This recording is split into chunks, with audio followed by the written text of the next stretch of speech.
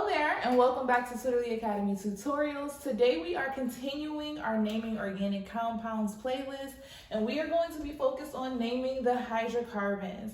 So that's going to be the alkanes, the alkenes, and the alkynes. But first we are going to be focused on the alkanes.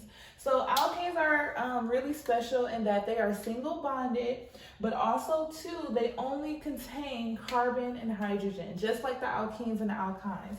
That's why they're called hydrocarbons, because it only contains hydrogen and carbon. All right, so when we speak of the molecular formula for alkanes, they are going to be, so the N is representative of the number of carbons that are present. And if we want to figure out the number of hydrogens that will be present, if you have, let's say for example, 2 carbons, it'll be 2 times 2, which is 4, plus 2, which is 6. So C2H6, which relates to ethane. So this is pretty self-explanatory. So the names of the different carbon compounds, they switch based off the amount of carbons that you have in the actual formula. So I wrote 1 through 9 here, but sometimes teachers go down to 1 through 10. I don't really see anything beyond that. That's usually studied both at the college or at the high school level. So 1, 2, 3, 4, 5, 6, 7, 8, 9. So then these are the different names that correspond. I know it's not level, but I'm going to make it make sense. All right, so CH4 is methane, or methyl if it's a CH3. So when methane is a substituent, it becomes CH3. It just loses a hydrogen. Same thing for ethane, C2H6. If it loses a hydrogen, it becomes ethyl, all right? Propane, it becomes propyl as a substituent. Butane, butyl as a substituent. Pentane, pentane, pentyl as a substituent. You know, so on and so forth. But usually you only see these first 4 as substituents on a carbon chain. So you could go ahead and look at these different molecular formulas. CH4, because it's only 1, and 2 times 1 is 2, plus 2, which is 4. Ethane, C2H6 is this molecular formula. Propane is C3H8 as this molecular formula. Butane is C4H10, so on and so forth. So this is just to kind of give you an idea of what the alkanes are, what they look like, what is their molecular formula. And one more thing that I wanted to point out, if you guys notice, alkanes have this A-N-E in them, right? Methane, ethane, propane, butane, pentane, hexane. I'm just kidding.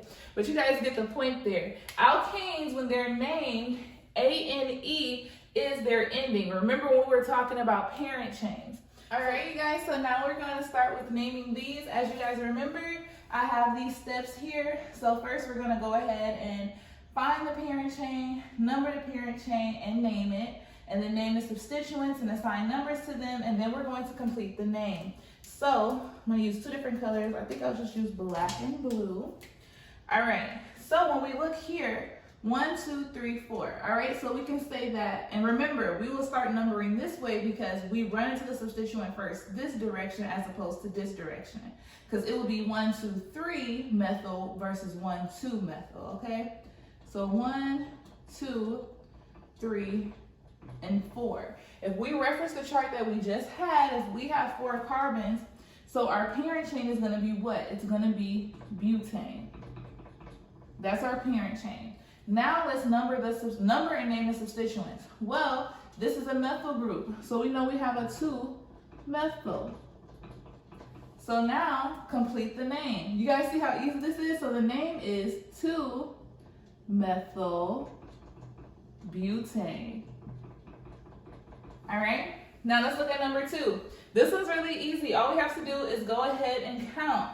So let's number it. 1, 2, 3, 4, 5, 6, 7, 8. So there are no substituents, so we only just have to complete the first 2 steps. So 8 is octane. That's literally the answer for that one. Now let's go ahead and look at this one here. So let's find the longest chain of carbons. 1, 2, 3, 4, 5. Okay. 1, 2, 3, 4, 5, 6. Right? We can do it that way. So this will be 1, 2, 3, 4, 5, and 6. So 6 carbons corresponds to heptane, right? Or no, sorry, hexane. Had to remember it, right? 1, 2, 3, 4, 5, 6. Yes, hexane. Because here is 1, 2, 3, 4, 5, right? So our substituent, well, we have a methyl group on carbon 4. So 4-methyl. No other substituents, no double bonds, single bonds, or anything like that. So this is just going to be 4-methyl hexane. All right, does that make sense? Now, obviously for our last one, we have to make it a little bit more complex. So let's go ahead and do what we've been doing. Find the longest parent chain. So we can say 1, 2, 3, 4, 5, 6, okay. 1, 2, 3, 4, 5, 6, 7.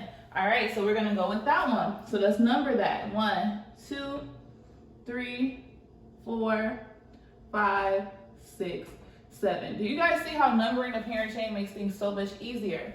So our parent chain name is gonna be heptane, right? Now we wanna go through and number the substituents. Well, we notice we have 1, 2, 3, 4. So we already know that we are going to be using the prefix tetra, and that we're gonna have for the 4 methyl groups. So we have 2, so we have tetra 2, 2, we have 1 on 3, and we have 1 on 5. So we have tetra 2, 2, 3, 5 methyl. And then we have this group here. Remember what I said, that's the iso. So this connection right here is the iso. Let me write that there, iso. And we have 1, 2, 3 carbons attached. So this is isopropyl, right? And this is on 4. So we have 4 isopropyl. So when we get ready to combine to make the name, it's going to be 4 isopropyl. Because remember, we don't do it by number, we do it by the alphabetical order of the substituents, and I comes before M. 4 isopropyl tetra 2, this is kind of getting in the way. Let me write this a little bit lower. 4 isopropyl, only thing about long names, tetra 2, 2, 3, 5 methyl heptane.